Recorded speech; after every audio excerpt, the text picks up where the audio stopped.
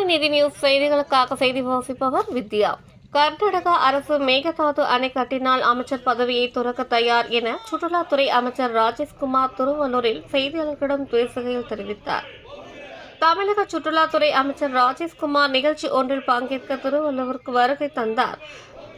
வடக்கு மாவட்ட காங்கிரஸ் தலைவர் ஆர். சசிகுமார், முன்னாள் மாவட்ட தலைவரும் பாராளுமன்ற தொகுதி பொறுப்பாளருமான ஏ.ஜி. சிதம்பரம் ஆகியோர் வரவேற்றனர்.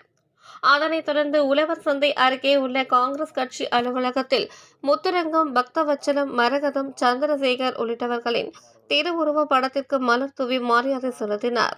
பின்னர் கட்சி நிர்வாகிகளான ஓபிசி அணி பிரிவு மாநில செயல் தலைவர் ஜே.கே. வெங்கடேஷ், இளைஞர் அணி மாநில பொதுச் செயலாளர் திவாகர், சிறுபான்மை பிரிவு மாவட்ட தலைவர் கலீல் ரஹ்மான், வட்டார தலைவர்கள் சதீஷ், சண்முகம், நிர்வாகிகள் ஸ்டாலின், கோவிந்தராஜ், ராமன் உட்பட கட்சி நிர்வாகிகளிடம் பேசினார்.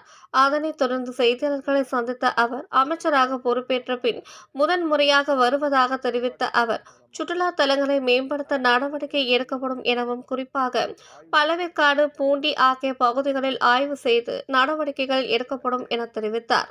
கர்நாடக அரசு மேகதாதுவில் அணை கட்ட எந்த காலத்திலும் எதிர்ப்போம் எனவும், ஒரு பிடி மண்ணை கூட எடுக்க முடியாது எனவும், அப்படி ஒரு நிலைமை வந்தால் எதையும் துறக்க தயார் எனவும், அமைச்சர் பதவியையும் துறக்க தயார் எனவும் அவர் தெரிவித்தார். திருவள்ளூர் மாவட்ட செய்திகளை உடனுக்குடன் தெரிந்து கொள்ள கருணாநிதி நியூஸ் சேனலை லைக் பண்ணுங்க, ஷேர் பண்ணுங்க, மறக்காம சப்ஸ்கிரைப் பண்ணுங்க. பக்கத்துல இருக்கிற பெல் பட்டனையும் அழுத்துங்க. நன்றி, வணக்கம்.